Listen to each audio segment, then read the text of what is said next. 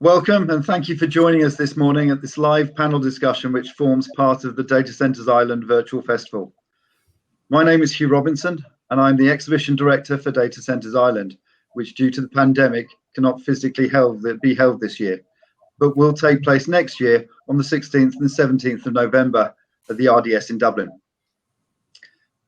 The virtual festival has consisted of a series of live panel discussions held over the course of this week. They've featured industry leaders and experts discussing areas affecting data centres, from Brexit and grid flexibility to retrofitting data centres and the role that data centres can play in achieving carbon net zero by 2030. And today is no different. The Data Centre Ireland Festival has engaged with over 500 people from 22 different countries. As well as the live panel discussions, the festival also has a range of on-demand content which can be accessed through the Data Centres Ireland website. This morning's webinar discusses the issues related to COVID-19, the impact on business, community, and what this may mean for the data centre sector. If you would like to ask any questions, please put these in the chat box and they will be addressed at the end of the discussion. This webinar will be recorded and uploaded to the Data Centres Ireland website as additional on-demand content. The moderator for today's panel discussion is Mark Acton, independent consultant and a lifelong data centre specialist. So without further ado, I shall hand you over to Mark. Mark. Did he hear me?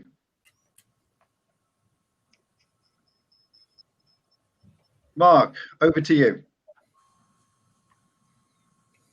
This is where Tommy does the jig. We've lost your mic, Mark. Okay. Well, perhaps at this time, to start things off, could I ask the panel who can hear me to maybe introduce themselves, starting off with Helena. Thanks, Hugh. I hope you can hear me. Yep. So I'll kick off the show as Mark is trying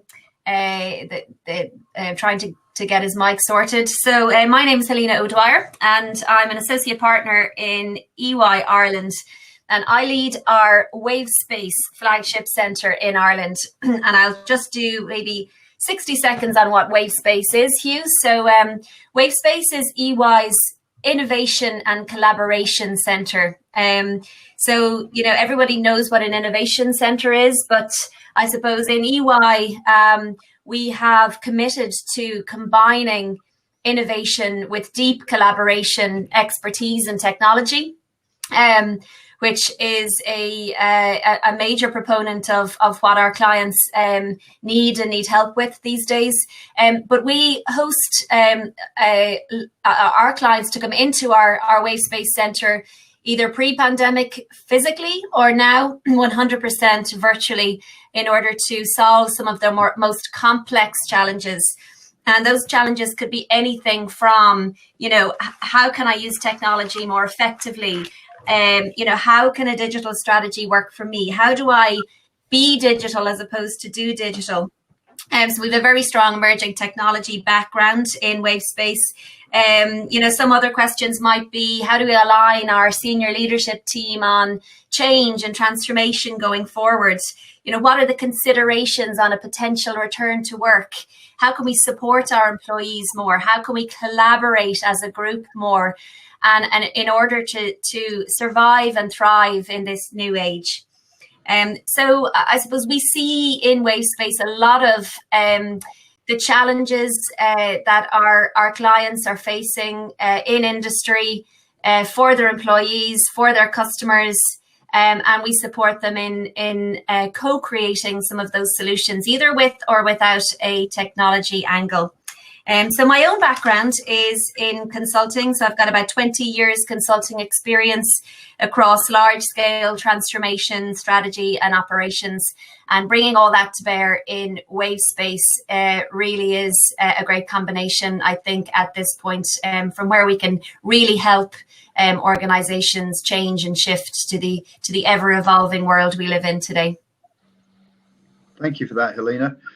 Simon, perhaps over to you. Yeah, hi, Simon Brown. I am Senior Sales and Solutions Director for JLL. About 20 years working in the industry. I started out in operational roles, looking after sites and running a team of engineers, and then moved into sales about 15, 16 years ago and kind of never looked back.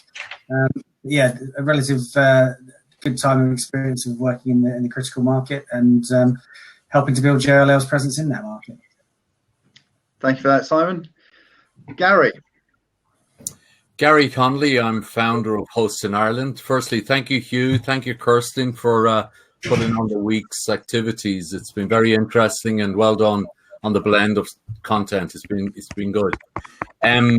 Hosts in Ireland is actually a co-opetition. I'm so glad that I might have made that phrase up, I can't remember, but effectively what we do and what we will strive to do always is find the biggest competitors in any single market, in any single sector of a market, and get them to work together, get them to co-opt with each other, get them to be a competitor. And the overarching objective is, with Hosts in Ireland, is to both promote Ireland, the Irish, and the Irish capabilities in the digital space, which obviously includes data centers. Thank you for that. And Tommy? Maybe we just try and see does Mark's speaker work there before I jump in. Mark, working for you? Can you hear me? Yeah, we got you. Can. Brilliant. Go. Can you hear me? Yeah. You have. Yes. Good. Excellent. My name is Tommy Fitzpatrick. I am the Managing Director of CBRE Data Center Solutions in EMEA. A little bit like the group here, probably 20 to 25 years, with the exception of Helena, obviously, working in the data center industry.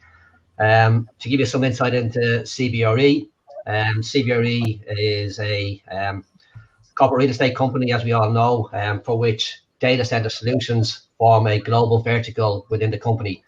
We employ over 6,000 people in data centers, working across 45 countries, and circa 9 million square meters of data center space managed by our business. Mark, over to yourself. Thanks, everybody. Okay, so can you still hear me? First question. Yep. Yeah. Good. So apologies for the technical hiccups. I'm not quite sure what was going there. It was all perfectly good when we tested it. And thanks to my panelists for joining me this morning, and welcome to all of you who are attending. I'm going to move on with a series of questions. Again, we are trying to explore some of the impacts of COVID and maybe try and develop a little bit of a crystal ball as to what's going to happen post-COVID, if we can. So I'm going to essentially pass something over to Helena, if I can. Helena, so COVID has given us I guess, a bit of a window into industry in general and probably the digital infrastructure sector in particular. Has this sort of created opportunities to consider the way we work, the way we've delivered services, and the way we may continue to deliver service in the future? I mean, I know this is very much your specialist area, so it would be great to have your insight into this. Yeah, look, I think there's a lot of talk and a lot of reporting done on changes of ways of working, etc. And it really depends on, what area you're in, what market you're in, how you work today, or previously. But I think there's no getting around the fact that, there's a couple of quotes that I've liked recently, and one of them is, we're not working from home. These are office workers. We are at home during a crisis, trying to work. So I think it's a very good way of phrasing it, that there is a dispersed, productive workforce now, and people are talking about the beginning of the end of the workplace as we know it, right? But again, it really depends on what sector you're in. So what we're seeing coming through our doors, certainly from an innovation perspective, is clients saying, how do we do this going forward?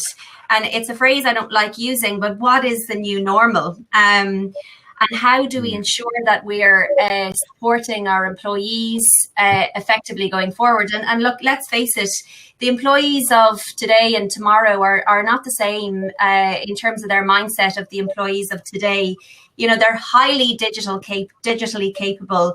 You know, they are very much responding to organizations that are that have a really strong vision and purpose, that, you know, have a strong feet in the area of social responsibility. So I think there's no doubt that ways of working have certainly changed for the better in some cases. But I think organizations are talking about, you know, a dispersed productive workforce. Silicon Valley companies have taken the lead here.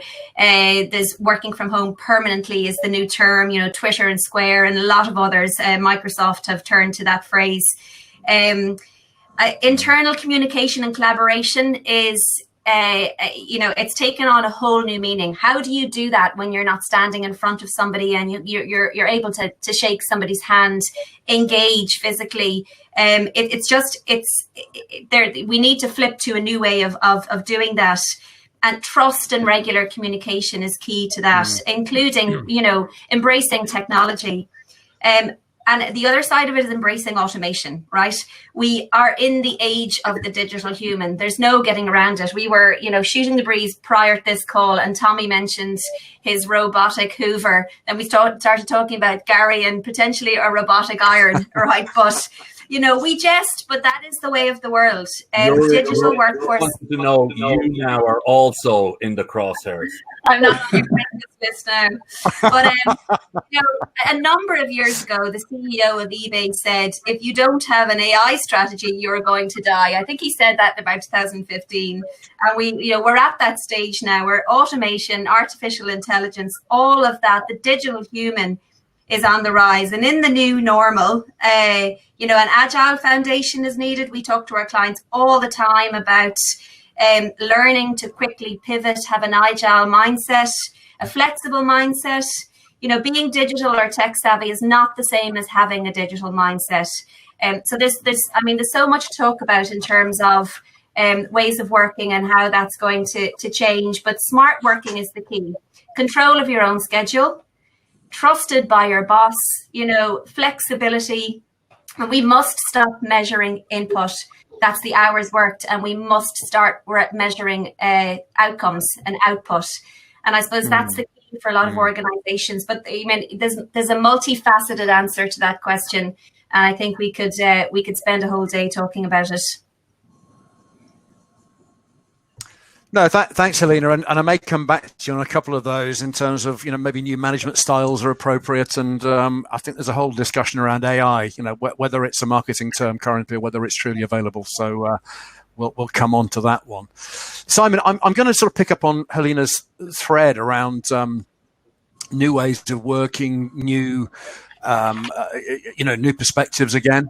But try and make it a little bit more data center specific in your case, and probably moving on to Gary and Tommy as well. COVID has shone an immense spotlight on our industry. I mean, Helena's mentioned some of the changes that are coming to us generally in business and the commercial world, and also social world as well. But from a data center perspective, we've had this huge spotlight shone on us. You know, we've had something like a 40% increase in the use of digital infrastructure. How has that impacted, you know, the way you're working and your reference to sort of data centers and digital infrastructure generally?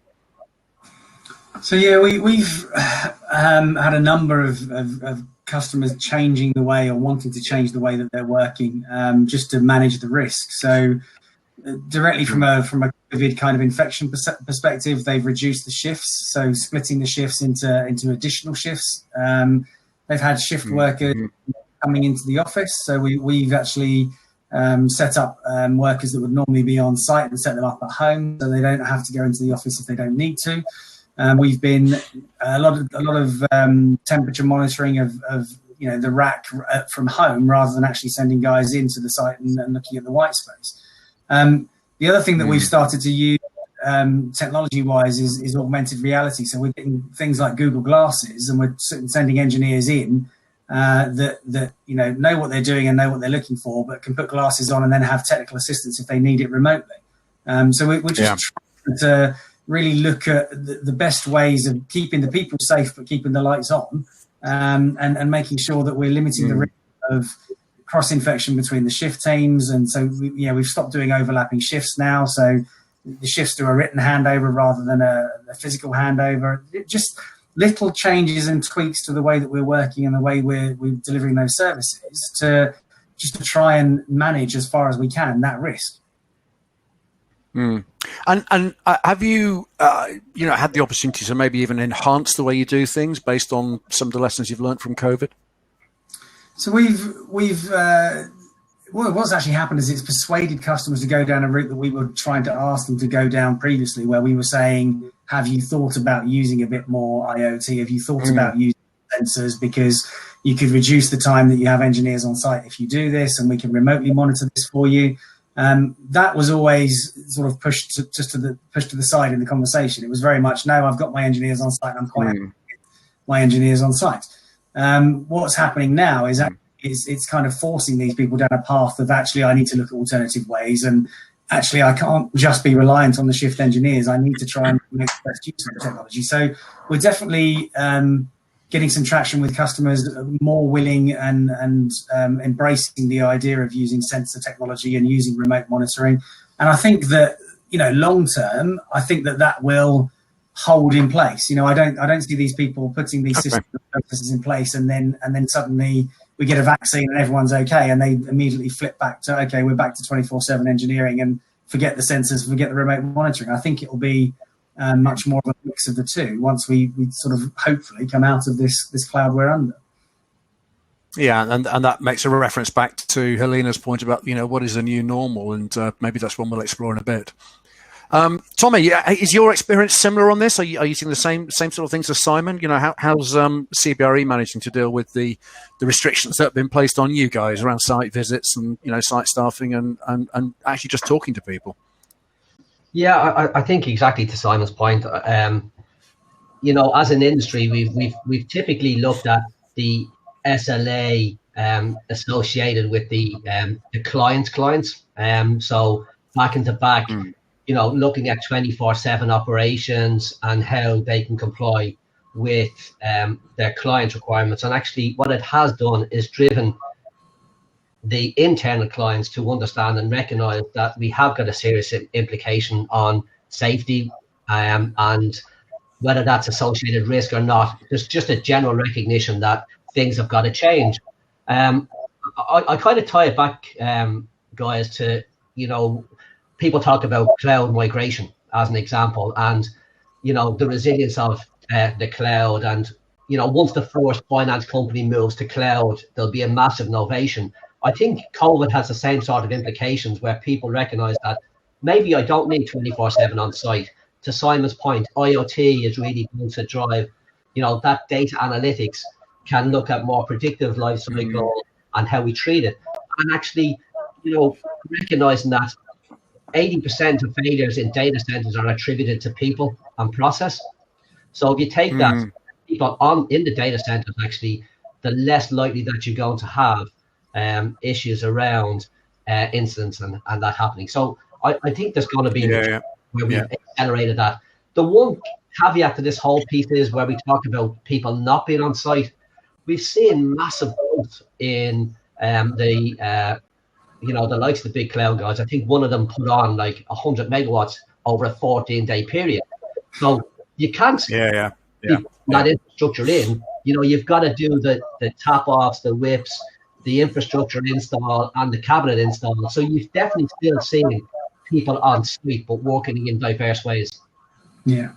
That's an interesting point. I mean, people talk about dark sites and moving towards dark sites, and I think generally when people do that, they're talking about, dare I say, the virtual level, the software level. We still require people to go into sites, to your point, installation or maintenance. We'll never get away from that, presumably. We're working with a lot of, we've got 2 pilot programs working at the moment with clients that are truly trying to drive a reliability maintenance regime. Investing in capital infrastructure and projects, and that naturally having, better outcomes in predictive life cycle. Why would you take the analogy back home? We talked about Hoover as an example. Why would you Hoover a floor that's not dirty? Why would you maintain the pump if everything just seems to be working in the same sort of no noise, no vibration? But we psychologically are driven by the likes of SFG20 as a maintenance regime to just, this is what we've always done. And it just people to step inside of that space and feel comfortable around. If there's not rapping, if there's no vibration, if there's no thermal runaway, let it run. Let it run. Don't open it. Mindset change. Yeah, that's a good point. And Gary, I saw you nodding there, and I think, does COVID finally give us a chance to move away from doing things we've always done them? Because we've always done them that way, we're afraid to change. Now to review that and actually make changes finally. Yeah, I think that there's opportunities and challenges, like in all things, as we go through this thing called life. Before I answer that, Mark, can I just use this opportunity after the year we've all had in societies and humans to give some thanks back? Because we're coming to that time of the year where we give thanks, in particular, to those that were classified as the frontline workers. When this started, we were so dependent on the healthcare and emergency services workers that we should give thanks to them for all the work they've done. We also, I believe, should give thanks to the scientific community who have given, collaborated, cooperated, as Helena said, let's force big mountain competitors together to work on vaccines, to work on algorithms that will come up with a way that we can have the next normal. And the one that's often forgotten about, and by link into this particular session, is the digital frontline. The digital frontline that was established in March when data workers, not just the center workers, the data center workers, the telecom workers, the network operating system workers were recognized as essential workers. I think that was a fundamentally fantastic day for a group of people and an industry. I work on it, I don't work in it. And they've been beaten up a lot. Pick up any paper, pick up any regional paper, and you will see somebody sledging a hammer into a data center somewhere. And it's because during a process of change, during a process of we're moving from more a physical to a digital, there is fear. And the press and those that are detractors will feed into the fear because that's just the way we've been. My mother used to always say, look back at the men in the caves. Did you ever see a mural on a wall of them all sitting around having a pint? They're all killing each other. They're all killing things. They're not. So that's what actually transcends decades, yeah? So then we come on to COVID and some of what Helena has said. And really what it's done is it's accelerated in industries that were already going this way, it's accelerated. But what it's really, really done more than anything is it's got rid of a lot of the Luddites out of the boardroom. The Luddites that said, oh, I'm in the banking industry. That's fine for the e-commerce companies. That's fine for these companies we call nimble startups. We're a bank. We don't do things like that. And you saw with Barclays recently, their CEO said, we will offer work from anywhere, 50% of our staff. And I think that is an important, words matter.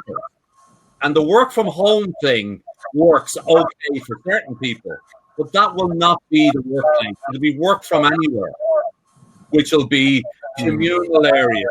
Here in Enniskerry, I hope to see a 40-man communal area because I need that human interaction. I need to talk about Emmerdale Farm. I need to talk about the football. I need that. I'm a human, right? Feeding into my final point is words do matter. And I think everyone on this call and a lot of people listening realize that we as an industry, keeping the rein off the data, which is the steam of the industrial revolution we're in now, gets an awful lot of flack because people just look at the center. The center is only the place that keeps the rain off the data. The magic's in the data, and words do matter.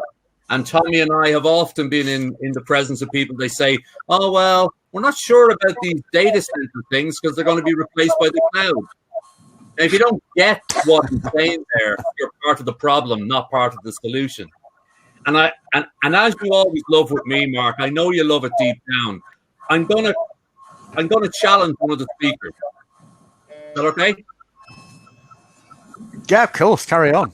Which speaker, Gary? You may get a challenge back, Gary. You do realise that. Okay. Words matter, Helena.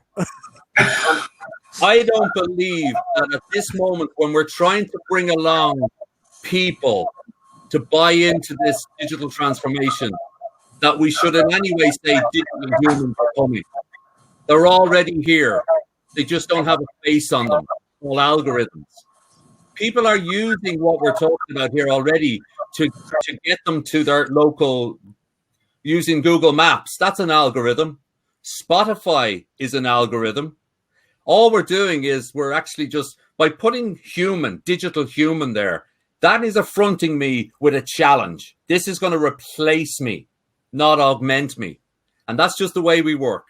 So I think words matter.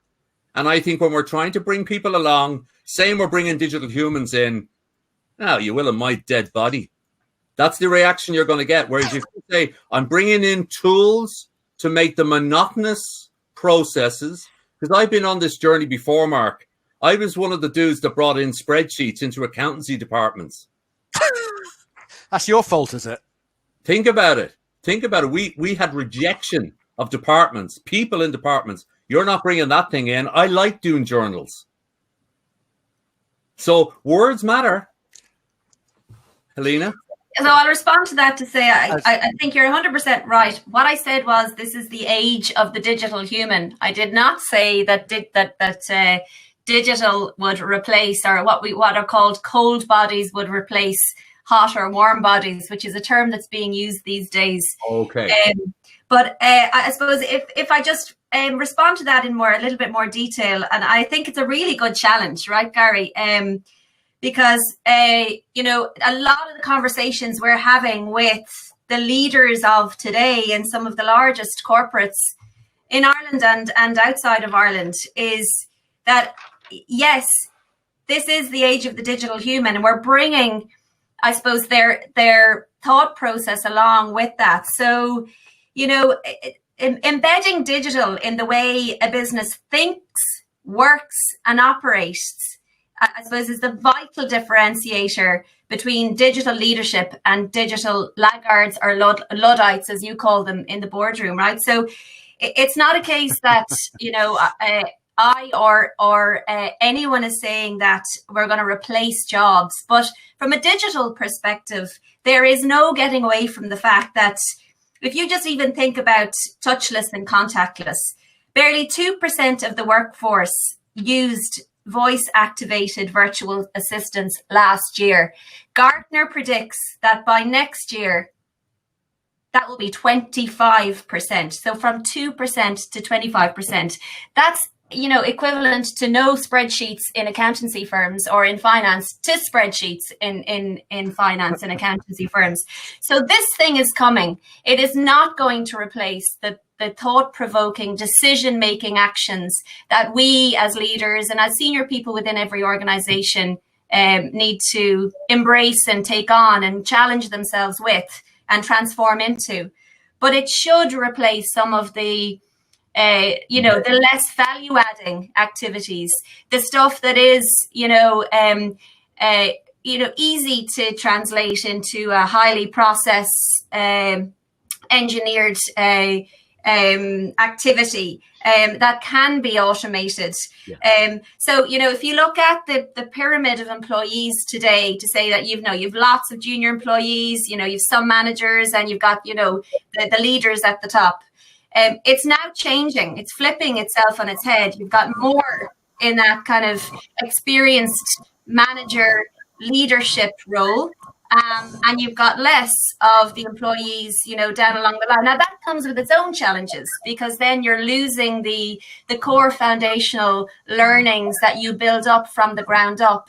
But there'll just have to be other ways of training your staff and making sure they know how to do their jobs and can actually manage those jobs into the future.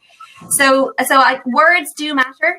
I think there's no getting away from the fact that this is the age of the digital human. Our millennials are completely expecting a digital organization and a digital way of working. They want to work at work like they work at home. And that's the way of the world. But words do matter. I still think they're human that are digital human. I just think that sets in tone and mindset. A digital human. Anyway, I think we do have a around dynamic leadership as a replacement for the individuals that are doing the activities, because as a business, and Mark, you'll know of old, innovation in data centers was always driven from the engineer up. So we've actually conversely put that thought process in reverse now. It's definitely a place where innovation is seen as the next IoT and not driven by the person that's on the ground turning screws and creating that innovation culture at site level. Yeah, that makes sense. Yeah. It's interesting. I've been involved in a couple of debates about this, whether technology is ultimately, replacing humans and doing away with jobs, etc. And I think that one of the best descriptions I heard about this in terms of automation and the digital economy is that what that does is actually take the machine out of the man. And what that really means is it takes away those repetitive tasks that can be done by machines. It frees humans up to actually be more creative, as Helena has suggested, and actually be more involved in that decision-making process rather than having to do the routine and laborious. So, taking the machine out of the man, I think is quite a good expression. And I think on the back of that, we've always got to remember that sort of something like 50% of the jobs that are going to be available to people coming out of school in 10 years' time haven't even been invented yet. And they will be invented by digital technology. So it's not like we're doing away with jobs and nothing is replacing them. I think we're actually, creating a situation where additional jobs are going to become available. But Mark, my sense is that has always been the way. And let me, if I might, just give you a tangible first-hand example. My own father was a labourer working in Dublin, digging trenches. And I don't know if you remember how you dug a 9-foot trench for 40 metres. You had 60 men at one level, you had another 40 men at another, because you could only lift up to your shoulder. That was all the man could lift. So you had different, levels in a 9-foot hole, and it was 3 men. One man up 3 feet, another man up 3 feet, and then to a horse, right? And the rumor went around in the early 60s. The 40-man shovel was going to come in from the UK. It was going to wipe out everybody. Think about it for a second. What do you think the 40-man shovel was? JCB. A JCB, right? So think about that for a second. So what my father and his buddies did is they said, okay, somebody's going to have to know how to fix those yokes. And they all went to the UK and they became engineers. And then they came back and somebody said, if we're going to be digging out this stuff so quickly with this JCB, we're going to need tippers.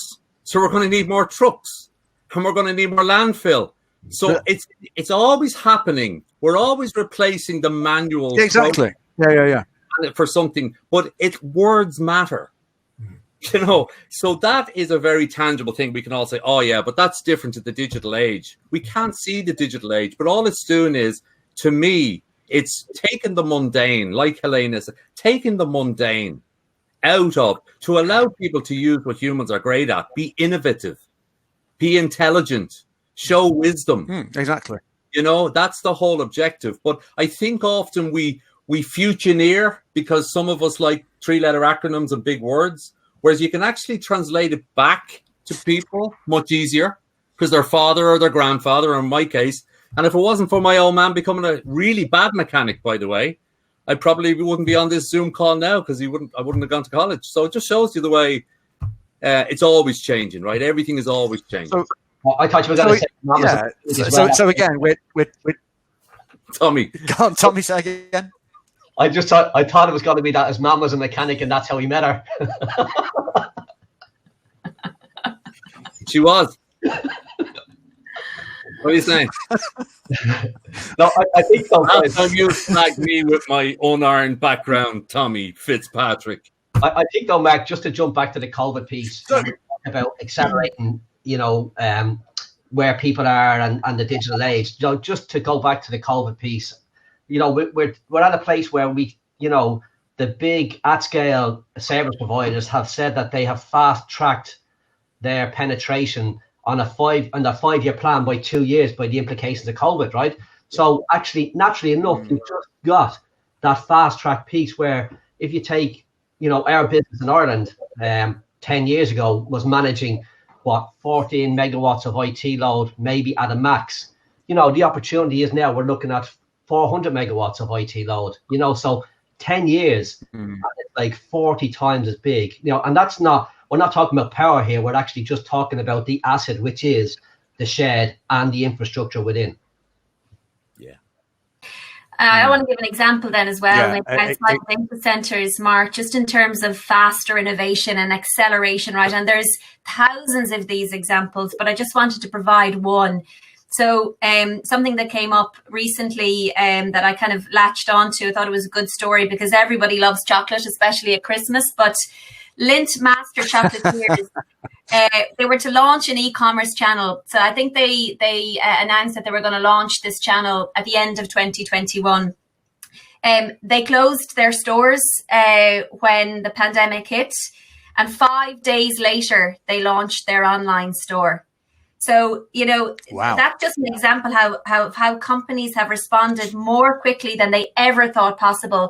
And in our Wave Space Centre in EY, we're seeing that type of request for help in terms of, how do we accelerate? How do we kind of, change our risk management framework to be more forward thinking? How do we get on top of this thing quickly? Because they just, they haven't had to do that before. It was always seen as, we've got to take our time. We have to do it right. Our technology is going to take time to deliver what it needs to deliver. Our people will need to kind of get around this, etc.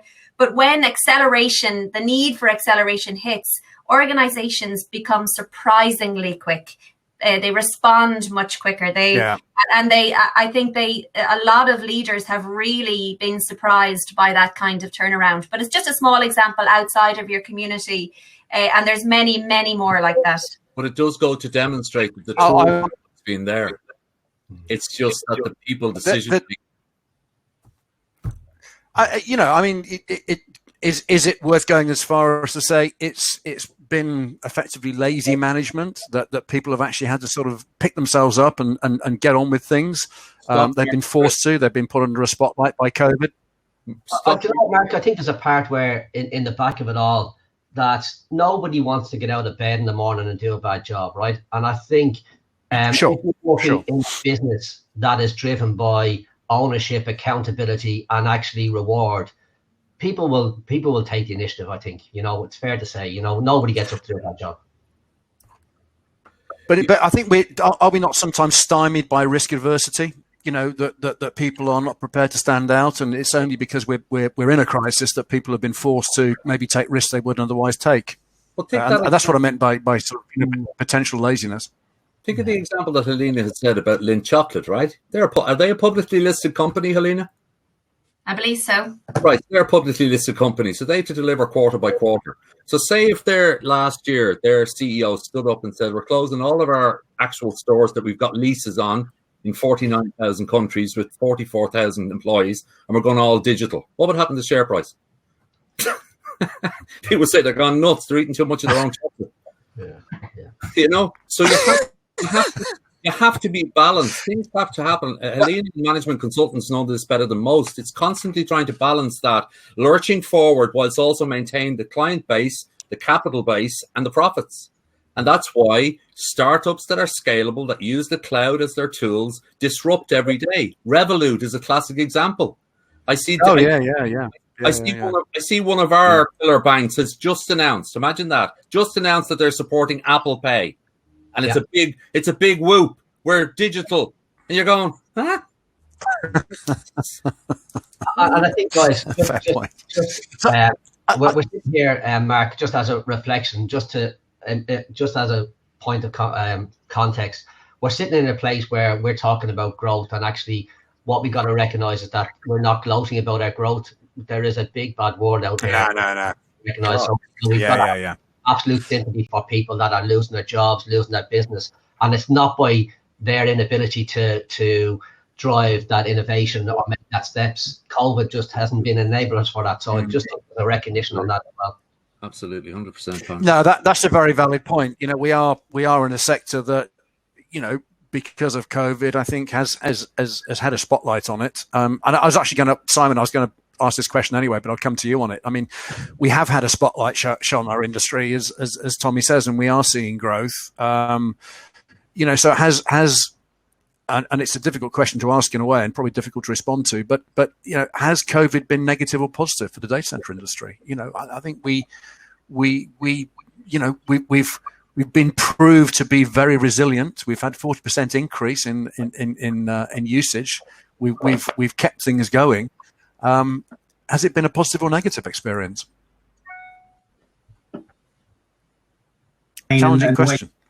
Where you sit in the chain and where you sit with the supplier. So if you're a landowner, it's been a great thing for you. If you're a landowner that has power and has connectivity, you know, your price of land has gone through the roof. And people are buying up land and banking parcels of land that are suitable for data center builds, because a lot of the build has been on hold this year. The thought process is that, you know, once things relax a bit, it'll sort of restart again with aplomb. The whole industry is growing an average anywhere between 15 and 20%, depending on who you talk to, year on year in all markets. So from a, you know, land ownership, construction companies, real estate companies, it's a good place, and COVID has not been a bad thing for us at all. From a engineering and people perspective, I think it has the potential to be a really bad thing. You know, as to pick up on one of the points earlier about the social interaction that humans need. We are social creatures. We need to be with people. And even though those 24/7 shift engineers that are in these little cold, dark boxes, you know, for 12 hours a day, they still have interaction with people, and they still need that interaction. And the mental health implications of being locked away at home and not having that social interaction and not having that human physical touch, as Helena pointed out, is going to be, that's something we really need to watch, you know, because I think I've read and everything I've seen has said that from a mental health perspective, it's terrible for people. So I think it really is sitting on the fence a little bit, but it's like a 50-50. Depending on which end of the market you're at, it could be a really good thing, or it can be a really, really bad thing. But I think, do you think we are going to come out of this a more efficient sector as a result of it? You know, based on some of the things yourself and Tommy were saying earlier about different ways of working, you know, more predictive ways of working rather than just merely preventative. I think it's you know, better management techniques. Yeah, I think it's definitely this has definitely helped accelerate how people adopt different ways of working. You know, that traditionally the data center industry is incredibly risk averse for the right reasons, and as Tommy said, you know, the issues are human related. If you can take out some of that risk by using some technology and using more efficient processes and you know, moving towards predictive. I've been trying to get customers to move towards predictive maintenance for the last 10 years, and they're just not interested. It's kind of like SFG trying to do it, and that's how we have to proceed. And it's like, well, it's not the most efficient and it's not the smartest way of working.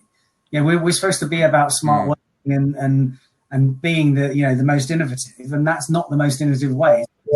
It's developed 25, 30 years ago. So, but you know, I think that it definitely will change the way that we work. I think that it gives different people. I think people have a different perspective on what the requirements are and how we have to work. So I think it will change. I don't think it will change exponentially, if I'm honest. I think that once the vaccine has come and that people are a bit more comfortable, I think people will still be a little bit more distance aware. I think people will still be very hygiene aware with cleaning hands and sanitization and temperature monitoring of people and things like that. I don't think that will go away very quickly, but I do think that it will take a long time to fully adopt, because people, you know, human nature is to always not necessarily adopt change, but to try and go back to where you were comfortable. And if you were comfortable operating in a manner, the minute these risks are perceived to have gone away, do we then slot back into, okay, well, that's how we used to work, so now we go back to working how we used to work? Hopefully not. I think there's a couple of dynamics around that, Simon, that are really, really relevant in my mind. Is that if you take the three different pillars of data centers, being enterprise data centers, typical at-scale operators, and colo operators, I'm not sure that we'll actually get to that place of reduced reliability-based maintenance at this moment in time, because a lot of people are fighting for market share. So next year and the year after, I see just the progress of hyperscales either in the colocation market driving, get this opportunity, do it. And I don't think it's necessarily going to be about the bottom dollar per kilowatt month pricing that's going to fundamentally, because actually the labor on that is, relatively, it's what, 1/10 of the overall cost, because you've got power, you've got capex, the investment. So I'm not sure that will necessarily be the focus point for the next 2 years. But having said that, again, going back to the point where we're typically thinking with an M&E hat on, and the IT implications are far greater, I think, now than what we will see in this M&E space. Yeah. Mark, if I could add, I totally agree. I think often we don't talk enough about the function of the center. A data center effectively is a confluence of three things. It's a real estate play, which needs power and converts electrons to photons. It's an IT transformation play, and it's a data play. So when you look at the drivers, we talk a lot about the hyperscales, i.e. the public cloud platforms. But Helena and her, I'm sure, absolutely categorical, her and her management consultant people, I'm sure, are having discussions right now with an awful lot of organizations that are looking at their disaster recovery and looking at, in the event that something like this happens again, why have we got comms rooms all over the world and on our premises when our staff can't get to it?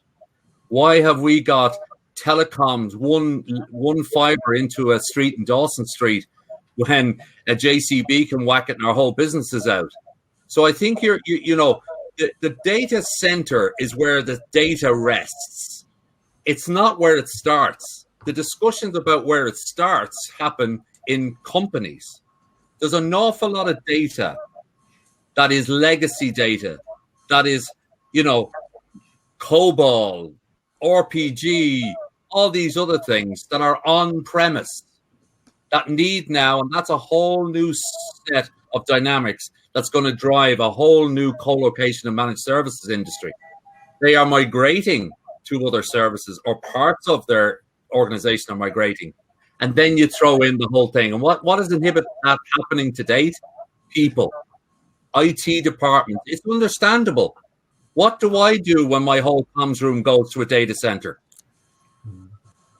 Yeah. But they've had no choice. And I'd be really interested in Helena's view on that, is that disaster recovery from organizations that are becoming more and more dependent on IT are going to be looking at, is this our core business activity?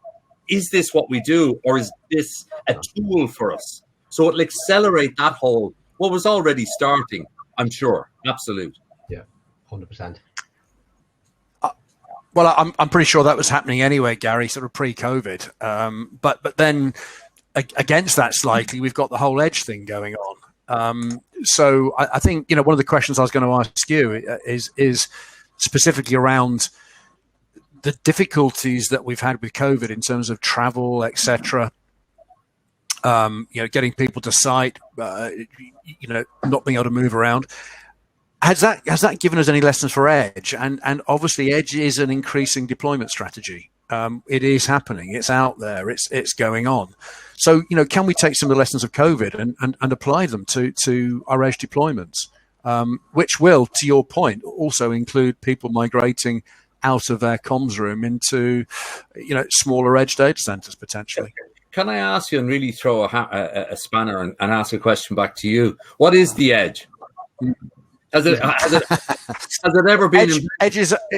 It's always been here. So Now, do you want my definition of edge? Oh, absolutely. Not necessarily anybody else. You've forgotten more about this stuff than we'll ever know. Go ahead. So edge is a deployment strategy.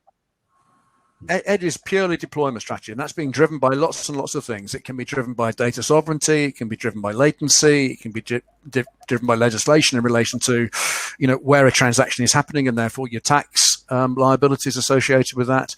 There are lots of different types of edge to different people. If you're, people talk about autonomous vehicles. Well, do autonomous vehicles rely on the edge, or are they the edge, or the edge in itself? I would argue that it probably is. So yeah, edge is a nebulous term. I tend to prefer the term proximal processing and storage, which is really what edge is about. You're putting data, to your point, and processing capability closer to the end consumer, which is really what it's about. And there are lots and lots of reasons for that. And there are lots and lots of sizes of that. Edge is not merely 25 watts in a lamppost. It can be, 10 megawatts in a different country in co-location, which is what the hyperscale guys are doing, right? So yeah. But nonetheless, edge as a deployment strategy, we are moving away from what might be considered core data centers and distributing both data and processing beyond a lot of those core sites. So you've absolutely categorically confirmed what I thought. It's not a hardware thing; it's software. that's the edge. It's a strategy. The edge is wherever your data is stored and computed to give you the optimum performance on the app. You can have data centers in Dublin that are the edge for an app that's using TikTok or something like that. I mean, it's not time sensitive. It has and always will be, right down to production level, where we were using Cat5 cable, right? Yeah.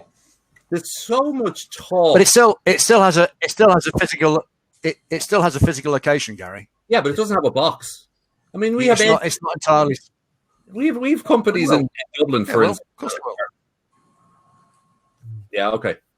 It's about, we're at the stage now where we were with mainframes on networks in local areas 30 years ago, where we can now say we can put fit for purpose hardware to facilitate the software demands of the app or the user experience of the app for the end user of whatever that might be.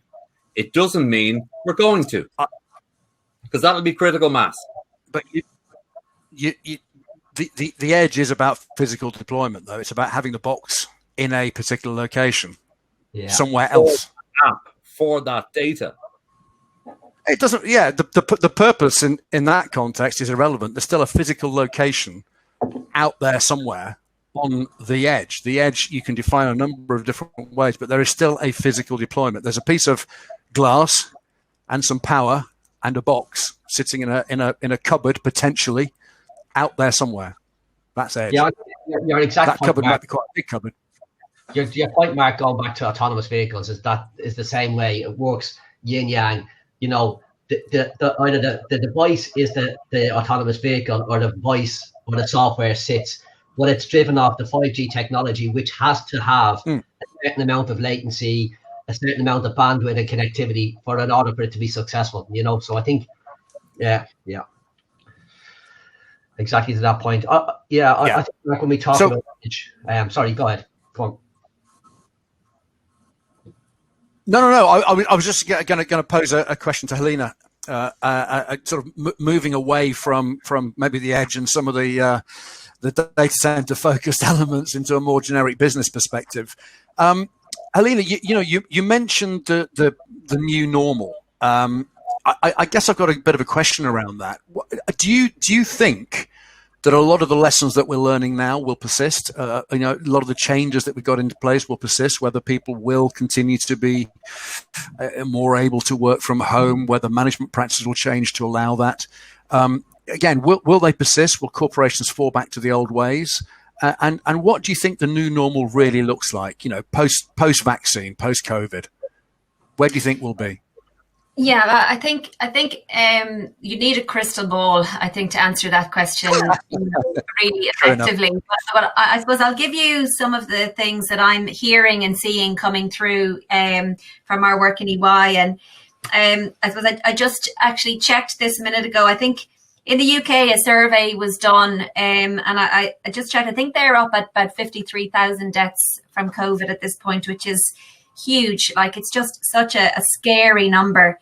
But I quote that because only 12% of people in the UK about a month ago said they would welcome a return to the old normal before the pandemic hit. Now, what is old normal and what is new normal, right? That's the big question. I don't know. And I don't like the term new normal either. I think, it has connotations to lots of things that are beyond this call. But I think what will happen is people will take lessons since March. They'll take lots of different lessons, both positive and negative, and decide. I think organizations will decide what to keep on one hand, and they'll decide what to throw out on the other hand. So there will be things that persist, that are, for want of a better word, sort of, the good processes or the good lessons learned. And there will be things that people will say, you know what, I don't know why we ever did it that way. It just didn't work, etc. So, I mean, at the risk of having a crystal ball, I think it'll be different for every organization. But one thing that I do want to point out is that it's going to be hard, and it is hard today. And I think those that will do it better than others will have really strong visionary leadership, and that's hard. That is hard to do, and it's hard to be, because there are so many different decisions that need to be made today and into the future. And I think those that, have a very strong vision and strong leadership and sponsorship of a big change in terms of how an organization is going to lead out with their employees for their customers going forward, I think that is going to be a very hard step for organizations to take off the back of a number of very hard steps and decisions that are being made today. So as I said, crystal ball aside, I think there will be a hybrid of a number of different things. Some things are working, depends on the services that you provide or the type of organization that you are, but it will all come down to strong leadership, sponsorship of a really strong vision for the future of an organization and the purpose of an organization going forward, which will be very different to today. And a lot of people think that's kind of pink and fluffy language, but it is not. That's the hard stuff. And that's what we are talking to our clients about and trying to support them in doing on a day-to-day basis. So, I'd welcome other people's opinions on that. And there, as I said, there is no hard and fast answer. It is going to come down to organizations tailoring the future for themselves. I think the biggest thing for me is a culture change. I tell you personally, I couldn't go through another 9 months of what I've gone through. The culture of Zoom, the culture of emails. We have my analytics of mine, and actually I get to a place where you've got days full of Zoom. You've got my analytics saying that you've answered 75% of your emails in the first 30 minutes of coming in, and you're seeing like a week probably 2,000 emails coming in. So you're physically, your mind hasn't got the bandwidth to try and innovate, think about where things are going, and actually get through the chart. And I think that centers around the culture of trying to change the business away from it. The corridor talks got 40 emails gone off your team because you go down, say somebody, it's gone, move on next. Whereas I've seen emails, an email chain going on for 3 weeks about opening or closing, a PO, and I'm going, Jesus, just pick up the phone and get it sorted. I mean, that's just the subtlety of everything going on in the business. And I think we've got a really empowered workforce in our business that just know what they're doing. But I think you just get lost in it. And I don't know what other people feel the same, but something's got to change, and it has to be from a cultural point of view. So do you think we'll get more of a hybrid view then, Tommy? We'll take some benefit from I guess as Helena said, we'll take some benefits, some things that do work that have improved, but actually there'll be a shift back to the way we were in many areas, particularly that human interaction area. I think there has to be. I think there has to be. It's probably different for us as an industry again, because we are so fast track. It's moving, innovation's happening, growth is happening. If we were steady state, I think we'd be in a far different place to be able to sit back and look with a crystal ball, to your point, in a year's time, and go, right, this is the change culture. And actually, I think there's a natural place where people want to go and have a beer, go jump on a plane to go and meet a customer and do that. But we're just not in that space. And you find yourself supplementing in many different ways to get the right outcomes. Yeah. It's got to change.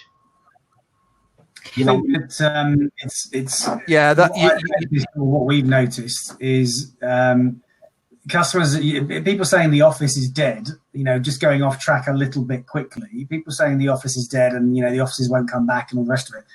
What we're finding is our client base are looking at the offices and repurposing them.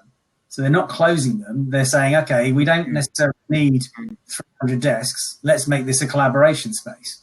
And we've got a couple of clients we're dealing with that have this vision that people will work from home and continue to work from home, and they will continue to work in the way they're working currently. The office will become a collaboration space, and you come into the office to collaborate specifically. So you come in for a specific meeting, a specific project, that the space is developed around that collaboration and so on. So I think there definitely will be different ways of working that will, that will sort of go across all industry. But Mark, it's much bigger than what we're even talking. And I was going to say, and more flexible potentially, Simon. So people not having to necessarily, fight the rush hour traffic and be in a specific time, but maybe be in once a week for a meeting at a more convenient point and just be more flexible about it. Well, exactly. There's much more of flexible working to accommodate families and children, all run and all those things. All the companies, I'm sure CBRE is no different. I'm sure EY is the same. All the companies that talk to, and colleagues and former colleagues that I talk to in these companies are saying, the work ethic has changed. We're working longer hours, but we're also having a lot more flexibility to go and do the school run or pick up the kids or whatever. So it's going to that whole, is COVID good or bad from a personal level? I'm getting a bit more time with the family, which sometimes is good and sometimes is bad. But it definitely has changed the perspective on how we work and how we approach life. And I think about mental health. I mean, I don't know about you, but I think we're all in a place where holidays and vacation and stuff like that has kind of been put to the back front. And I've got a week. And something comes in, I go, I'll get it next week. I'll take my holidays. And actually, you find holidays, which is the ability to recharge your mind, is gone and fallen by the wayside. Yeah. We're actually doing our own mental health a disjustice by not taking that, That's a really good point, Tommy, actually. I think we're all guilty of that. Helena, sorry, Gary, I will come back to you. I was just going to come in on top of Simon's point, but Tommy, you make a really important point again. I think, again, what we're seeing, 2 points. What we're seeing organizations talking about and thinking about now is, as you say, Simon, repurposing the space they currently have, maybe their more expensive real estate, and essentially, potentially creating hubs in other parts of Dublin or in Ireland or wherever they are, in order for people who are working outside of the main urban locations to be able to come to a centre, to meet socially, to have those conversations, actually not have to be on Teams or Zoom calls all day, but to meet other people and engage with them on an academic and just a completely social and collaborative perspective. So there's something about those satellite centres and the main hub. I think, the workplace won't go away. It will change and flex to meet the needs of the employees and customers, obviously. But the other thing is health and wellness, is being seen as, one of the main priorities. And Tommy, you're 100% right. If we don't look after the mental health of our employees and the people that we work alongside every day, everybody has a different situation and everybody is dealing with this differently. But there is no doubt we're online longer. There is this quote that says, I don't know whether I'm working from home or I'm living at work. And I think that actually, covers it all off for all of us, right? I feel like I'm in this 4-walled box with the 2 windows above me. I think I've been in this cave since about, 40 years ago at this point. But there is a really majorly strong argument to be made for investing in the mental health, the physical health and well-being of our employees now and in the future, and that's not going to go away, and we have to prioritise that. And I think Simon, you make that's a fantastic point. I think that's the one phrase I'll take away from this conversation. Sorry, Simon and Gary. I've got a lag on the microphone, so I can't really hear anything properly. Sorry. I was just saying that Simon made a really good point earlier about mental health, and I think it's one of the things that we've focused on ourselves over the last number of months. Is to Gary's point earlier, we talked about the critical workers and how important data centers are part. I think what's really, really important is recognizing that we have a number of technicians either in the mechanical, electrical or IT space, or actually security, that sit through the night on single person shift, which must be very, very hard. And of all, Mark, you would know that's the highest level of attrition in data centers, where people work for a certain number of years and move on. It's really, really important that we stay close to people in that sort of space. To your point, Helena, don't know if it's a 2-family income, circumstances, family illness, shielding. It's really, really a dynamic situation that we've got to stay close to.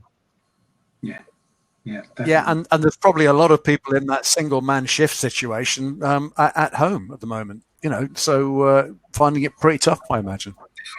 Gary, I know you've been waiting to say something, so I'm going to give Gary a chance. I know I've cut him off a couple of times, so it's now over to you, Gary. For me, I've been very good. But I think really you have. Yeah. So when you think about what I think this is a business data center panel. But really, over the last 9 months, and probably for the next 2 quarters at least, it's been the biggest global societal challenge that we've ever been presented with, right? It's like an experiment, and habits have been and habits have been formed, good habits and not so good habits. And a lot of the talk we're talking about here is as if it's in the control of business. The power is going to be shifted to people, because people are looking at themselves. They're looking at how they want to live, how they expect to live.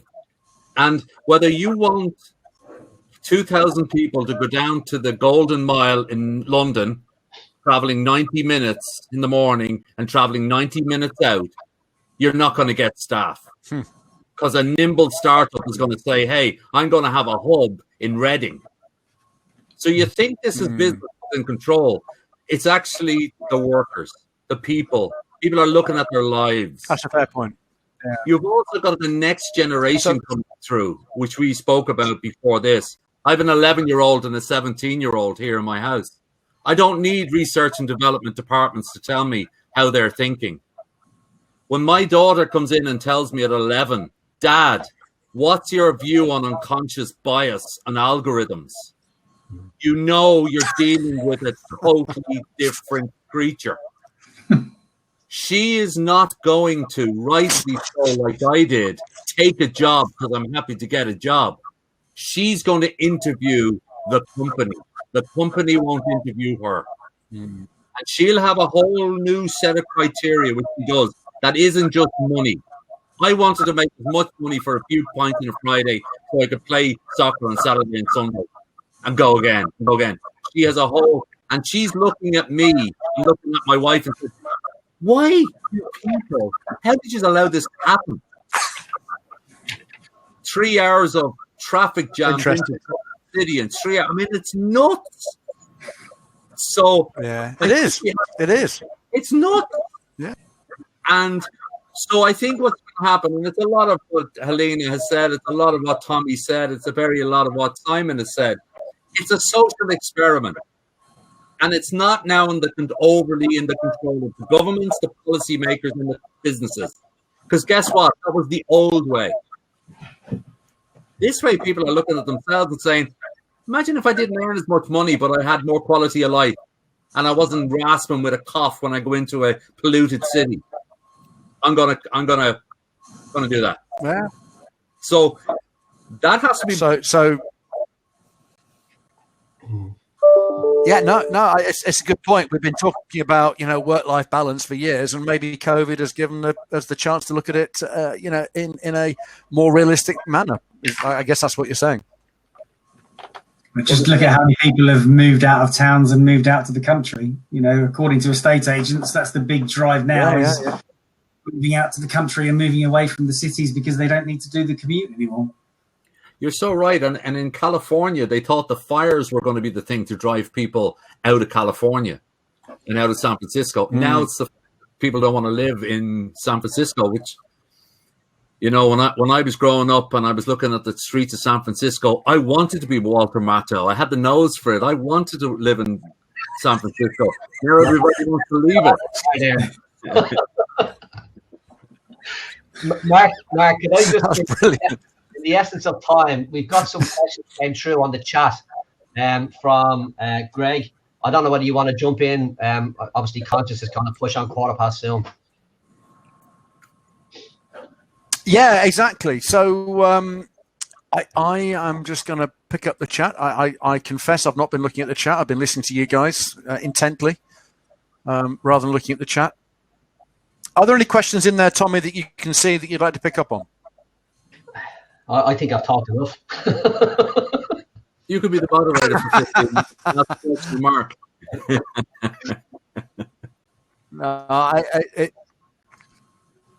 I'm just looking now. Talk amongst yourselves. There's a question here, Mark. It says there is a school of thought that says modernising warehouses is leading to more social areas for the human parts of the system. The truck drivers, the packers, the supervisors. How does the panel think after watching this man-machine interface will evolve? And there's a little link to YouTube, so I'm not sure that we can look at it right now. But for everyone, really. Probably, Helena. Do you have a view on that from a business perspective, rather than a pure technology perspective?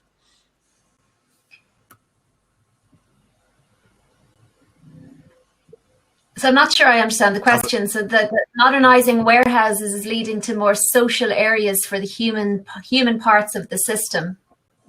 Human parts of the system. Yeah. Maybe it's an analogy as distinct or distinct. Does anyone understand the question? I think probably we're probably on that. So it's probably difficult to do that. Welcome, Hugh Robinson back again.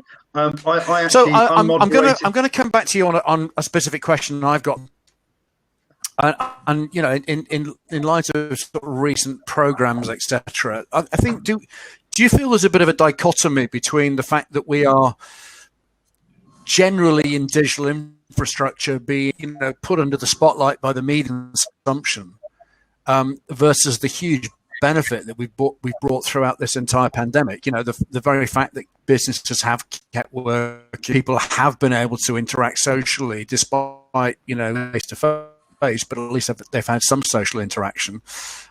So people are massively dependent, what our sector is bringing to the table, and yet there's this routine criticism about energy efficiency. Do you have a view on that? Well, thank you for asking me the question, because I do actually. And I think that it's a combination of two things. Yeah. Change. What does change invoke in people? Usually it's fear. The fear of the unknown. The fear of these large, ominous-looking buildings. What are they doing? And guess what? The people that own them, the people that operate them, are also part of the problem, because they talk about things like PUEs, and they talk about all that type of stuff, which is like talking to the population about a spark plug in a car. I want to buy a car for the smell of the leather, for the electrical range, or whatever it might be. What we need to start doing, to your point, is we call a data center Netflix. We call a data center Revolut. We call a data center day-to-day products that people use. Last week, I used the analogy at an Al Gore event, the global crisis thing, and I used the example of David Attenborough. You may have seen 3 weeks ago, David Attenborough joined Instagram to help save the planet. He got 2.5 million people follow him in 40 minutes. What that actually means, which was sort of new to a lot of people, was David Attenborough joins a data center called Instagram to save the planet. And suddenly it was like light bulbs going up all over the place. Oh, that's what they do. So there's no doubt that even the science, you look at the International Energy Association, Mark, they've been banging the same drum for forever. Yeah. In the same way as man gets saved from drowning in Bray doesn't make the headlines of the paper, you're not going to get the good news for an industry that is somehow covert, hidden. Nobody understands it because we're using words like PUE and rack, and then throw in on top Amazon, Google, Microsoft, Facebook are brilliant companies, but not everybody loves them. So it doesn't matter what they're doing. Yeah, it's delivering drones for medicine to Ackle Island. Oh, it's Amazon. So it's a really interesting dynamic that we've got. But my sense is that when we look at, and I'll leave you with this, the little Nest thermostat that is 8 years old, they've done all the numbers on the data in the center working on the thermostat has saved the equivalent energy, and this is the key thing, 20 million acres of trees planted. Data currently is 1% of electricity and 0.287% of carbon. Even if we have it, it's still going to be 0.25%. We need to stop talking about the center and talk about the data and its use in society. Because anything that's smart is actually called a data car, a data thermostat, a data grid, because it's only smart because of data. So words matter, Mark. Exactly. Back to words matter. Yeah. I completely agree. I think I'm fed up with the whole navel gazing and ignoring the fact that consumes the power, not the building. So 100% agree with you. Helena, I don't know if you've come across this.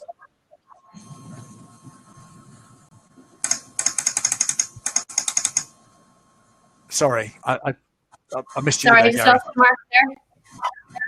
Helena, I don't know. Can you hear me? Yep. Can you hear me? Yeah. Yes. You can. I just wonder if you've come across this debate, about the energy efficiency or the energy consumption of digital infrastructure generally, the benefits that it obviously brings. Particularly in during the COVID times when again we've been very, very reliant from both a social and a commercial perspective on the digital infrastructure, and yet on the other hand, there's this ongoing criticism about energy consumption or concern about energy consumption. Have you come across this at all from a business perspective? Yeah, I think it's very much a hot topic at the moment, in fact. And if you kind of,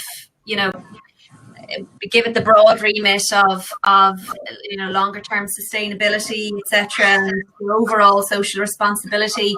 I think Ireland actually is taking it much more seriously than maybe other countries around the world are. But besides the fact that really looking at energy consumption, organizations' part to play in sustainability, notwithstanding the fact that it's the right thing to do to pour in investment into that space and investment from many different aspects into that space, but also coming back to the fact that millennials see that as a major requirement for organizations going forward. And to Gary's point, my 11-year-old as well will actually be interviewing organizations. It is an employee controlled environment.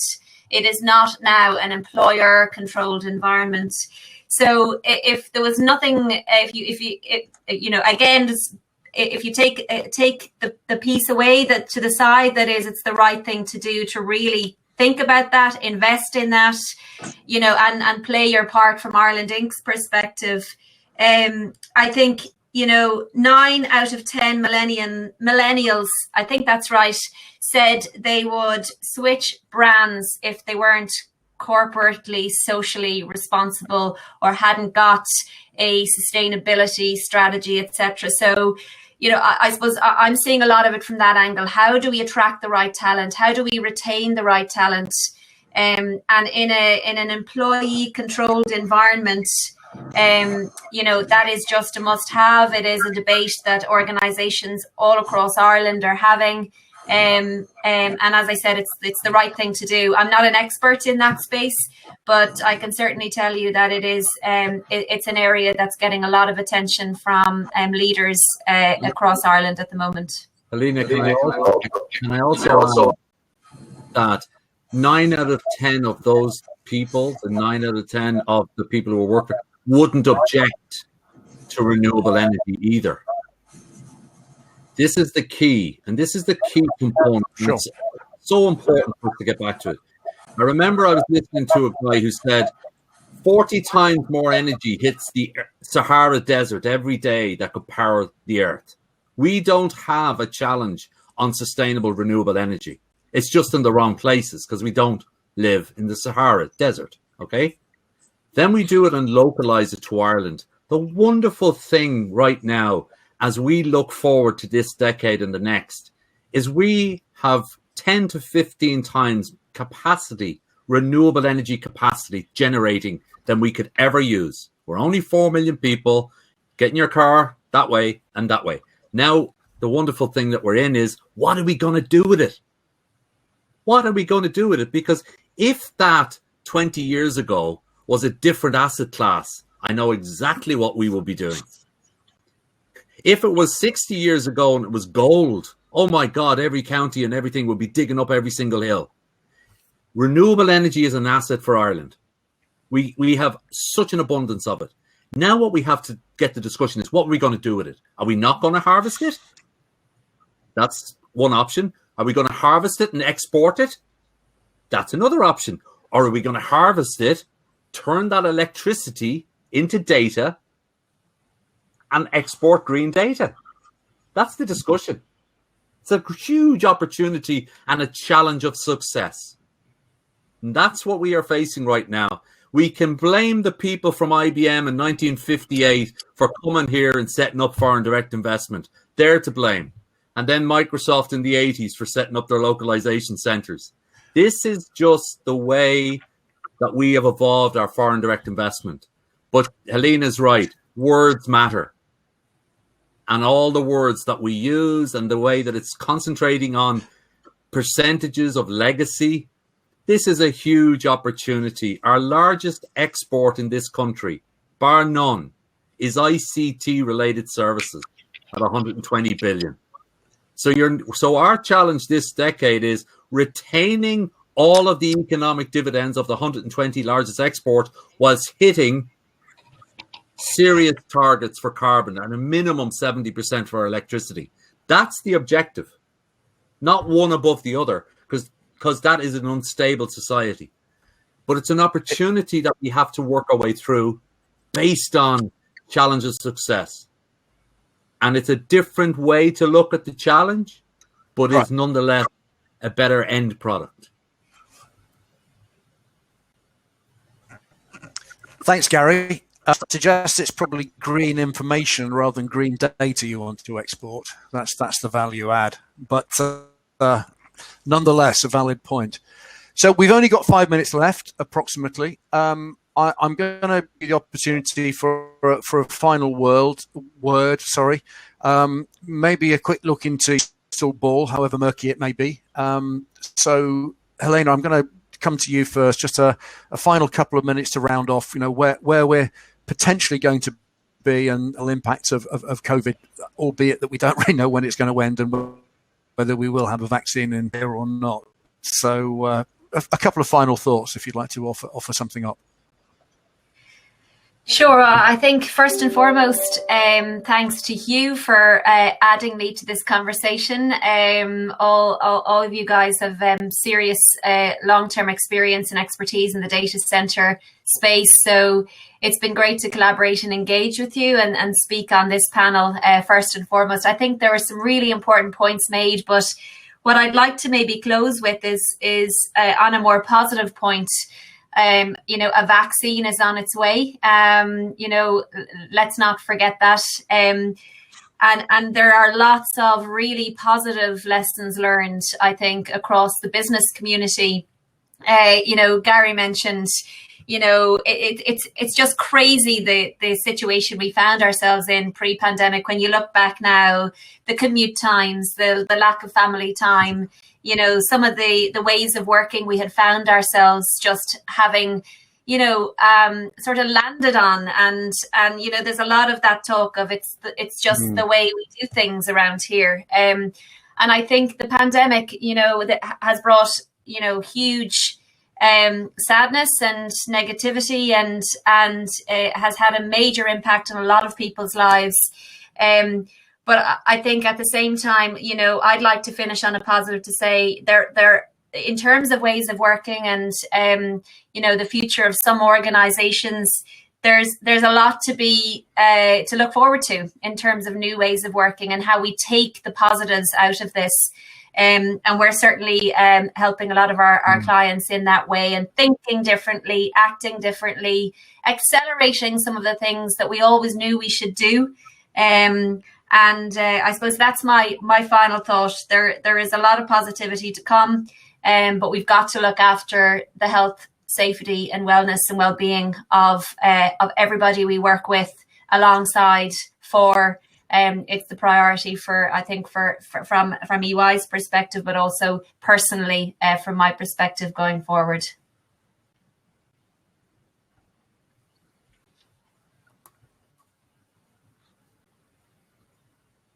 No, I think that's great. A positive note, but obviously, continuing care for people. I think that's ideal.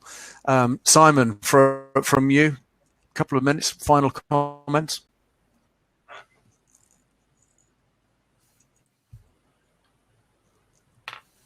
In use of data centers. Is Simon's mic working? Is it just me or is it? Yeah. Much for you. We've had huge growth. Netflix have doubled their memberships since February. It's an industry that has had massive increase. Teams has gone up. The use of Teams has gone up by 75% since February, and we've kept the lights on throughout that. The human species in itself is very resilient and very evolving and very good at changing. And, this virus has knocked everybody for six, but I think that we are addressing it and we're adapting and we're evolving and we'll continue to adapt and evolve whether a vaccine comes or not. So, to pick up on Helena's point, let's just make sure we're all looking after our staff and carry on doing what we're doing. Yeah, fantastic. Thank you. Tommy?